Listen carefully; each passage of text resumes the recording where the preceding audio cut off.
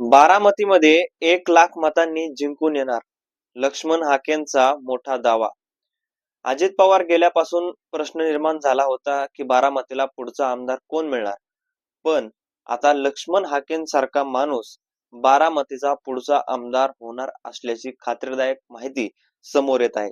नेमकं काय घडलंय, आपण असं का म्हणतोय आणि पोटनिवडणूक होणार आहे तर जिंकेल कोण, हेच आपल्याला सगळं या व्हिडिओमध्ये संपूर्ण पाहायचं आहे. नमस्कार, मी रणजित. मुद्दा हक्काच्या या चॅनलवर तुम्ही नवीन असाल तर चॅनलला सबस्क्राईब करा, कारण आपल्या चॅनलवर आपण असेच वेगवेगळे विविध माहितीपूर्ण व्हिडिओज खास तुमच्यासाठी बनवत राहत असतो. मंडळी, बारामती बारामतीमध्ये आजपर्यंत पवारांशिवाय दुसरं कोणी नाही, हे समीकरण आपण पाहिले. बारामती प्लस पवार. आणि याच बारामतीमध्ये आता लक्ष्मण हाकेंनी डाव टाकलेला आहे. लक्ष्मण हाके म्हणतायत पोटनिवडणूक झाली तर बिनविरोध होणार नाही.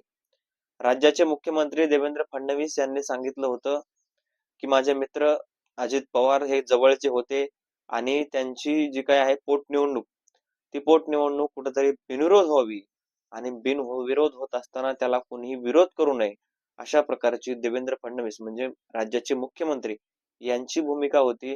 आणि त्या ठिकाणी कोणीही उमेदवार देऊ नये, अशा प्रकारची सुद्धा भूमिका देवेंद्र फडणवीसांची होती. मात्र लक्ष्मण हाके, काही लोक बोलतायत की लक्ष्मण हाकेंना देवेंद्र फडणवीसांनी सांगितलं असावं अशा प्रकारच्या गोष्टी जाऊन करायला. मात्र लक्ष्मण हाके हे कुठेतरी त्या ठिकाणी वाद लावतात. कशा प्रकारचा वाद, तर ज्या ठिकाणी अहिल्या देवींचं नाव होतं त्या ठिकाणचं नाव बदलून काहीतरी अजित पवारांचं नाव दिलं, अशा प्रकारचं काहीतरी प्रकरण पाठीमागे समोर आलं होतं. आणि याच प्रकरणामुळे लक्ष्मण हाकेंनी एक निर्णय घेतला होता की त्या ठिकाणी जी काही निवडणूक आहे ती निवडणूक तिथं आपण लढवायची आणि लढवून जिंकून दाखवायचं. आणि जिंकून दाखवायचं ते साध्या सुद्धा फरकानं नाही, तर लाखांच्या फरकानं. तर काय होऊ शकतं, लक्ष्मण हाके निवडून येऊ शकतात का, हा एक महत्वाचा प्रश्न त्याच्यातून निर्माण होतो. कारण आपण जर पाहिलं तर बारामतीमध्ये आजपर्यंत पवारांशिवाय कुठलीही बाजू हललेली नाही. आणि आता जर आपण पाहिलं तर संवेदनशील जर भावना पकडून धरल्या तर त्या ठिकाणी बारामतीमध्ये पवारांशिवाय दुसरं कोणी येऊ शकत नाही. मात्र लक्ष्मण हाकेंची सुद्धा एक मजबूत बाजू आहे आणि ती म्हणजे ओबीसीची.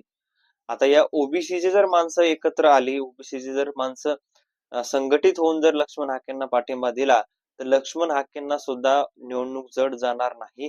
लक्ष्मण हाके स्वतः सुद्धा बारामतीमध्ये निवडून येऊ शकतात आणि अशा तशा मतानं नाही तर लाखोंच्या फरकानं लक्ष्मण हाके बारामतीमध्ये निवडून येऊ शकतात. आणि एक महत्वाचं म्हणजे जे आहे, आपण जर पाहिलं तर आजपर्यंत पोटनिवडणुका झाल्या, काही ठिकाणी वेगवेगळ्या गोष्टी त्याच्यामध्ये बिनविरोध करण्यात आल्या, काही विरोध करण्यात आल्या आणि बऱ्याच ठिकाणी बिनविरोध निवडणुका सुद्धा झालेल्या. आपल्या महाराष्ट्राची जी परंपरा आहे की एखादा मोठा राजकीय नेता जर गेला तर त्या ठिकाणी निवडणूक बिनविरोध व्हावी आणि त्यांच्याच वारसाला जे काही आहे ते पद मिळावं, अशा प्रकारची काही परंपरा होती किंवा परंपरा आहे. ती परंपरा जोपासण्याचं काम आजपर्यंत आपल्या महाराष्ट्रानं केलेलं आहे. मात्र लक्ष्मण हाके त्या परंपरेला कुठेतरी आज आड जात आहेत. फक्त ते म्हणतायत की मला लोकशाहीन अधिकार दिलाय, मात्र त्यांनी तिथं उभारण्याचा निर्णय घेतलेला आहे आणि लोकशाहीचा जे काही आहे ते परिपूर्ण वापर किंवा परिपूर्ण फायदा हा लक्ष्मण हाके घेताना आपल्याला पाहायला मिळत आहेत.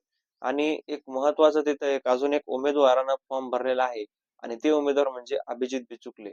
सतत अजित पवारांच्या जे काही आहे ते बारामतीमध्ये अभिजित बिचुकले नावाचा हा सुद्धा माणूस त्या ठिकाणी उमेदवारी अर्ज भरतो आणि यावेळेस अभिजित बिचुकलेचे सुद्धा त्यांनी मोठ्या थाटामाटाने फॉर्म भरलाय.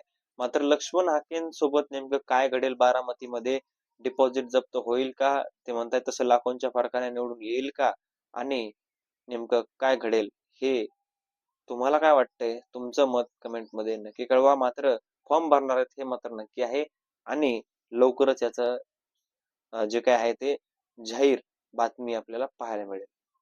भेटूयात नवीन व्हिडिओ मध्ये, तोपर्यंत धन्यवाद.